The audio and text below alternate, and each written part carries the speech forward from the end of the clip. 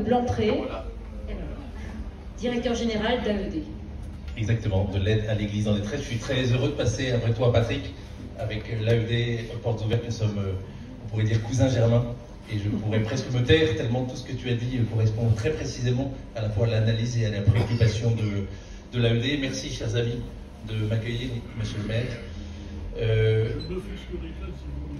Ah ouais, voilà, j'hésite, hein. J'essaie de pivoter. Juste pour vous redire que la situation des chrétiens au Moyen-Orient nous inquiète, nous concerne et nous engage. Non seulement au Moyen-Orient, bien sûr, mais partout ailleurs dans le monde où les chrétiens sont persécutés pour la seule raison de leur foi. Comment ne pas avoir une pensée ce soir tout particulièrement pour nos frères du Nigeria, qui ont été massacrés comme des bêtes dimanche pendant la messe de Pentecôte. Des femmes, des hommes, des enfants sont allés à la messe et ils ont été fauchés par des terroristes. Le silence international, politique et public est particulièrement préoccupant. Aujourd'hui, des chrétiens dans le monde et au Moyen-Orient meurent et souffrent en silence et personne ne prend la parole.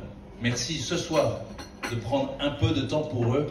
Ils nous disent en permanence sur le terrain, merci de ne pas nous oublier. Il faudrait bien sûr des heures pour vous parler des chrétiens en détresse dans le monde, pour vous parler des chrétiens en détresse au Moyen-Orient, mais chaque minute compte. Chaque minute est précieuse pour ne pas les oublier, pour les soutenir. Alors je profite de ces quelques minutes pour ne pas les oublier. Et je voudrais simplement ce soir, au nom de l'aide à l'Église en détresse, être la voix de ceux qui sont sans voix. Et d'ailleurs, ce sont les mots mêmes du primat de l'Église catholique syriaque, l'une des églises orientales que je veux reprendre. Si l'Occident ne réagit pas, les chrétiens pourraient disparaître du Moyen-Orient. Le Moyen-Orient, vous le savez, est loin de trouver la paix. Les causes des crises persistantes qui frappent cette région sont nombreuses et complexes.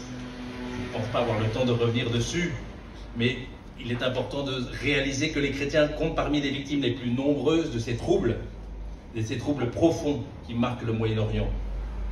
Beaucoup ne voient plus aucune perspective sur place. Des centaines de milliers ont fui à l'étranger ou vivent dans leur propre pays dans des conditions indignes. Je me souviens de cette vieille femme, Eugénie, au Liban, croisée dans la rue à une soupe populaire qui me disait « Benoît, avant nous étions à la porte du cimetière, désormais nous sommes dedans. » Alors je vous dis deux choses. N'oublions jamais que le Moyen-Orient est le berceau du christianisme. Le Christ a foulé les terres du Moyen-Orient. N'oublions jamais non plus, et je ne sais pas si on s'en rend compte assez, à quel point l'Église, les chrétiens, les communautés chrétiennes jouent un rôle majeur pour l'équilibre de ces pays. Les chrétiens apportent l'éducation, le soin, le dialogue, le pardon et par-dessus la paix. Ils sont des facteurs essentiels de la paix et de la stabilité. Si les chrétiens venaient à disparaître, c'est l'équilibre de ces pays, l'équilibre de ces régions qui serait remis en cause, mais plus largement et plus gravement encore, l'équilibre du monde entier. Nous ne pouvons pas oublier les chrétiens du Moyen-Orient. Merci pour votre présence ce soir.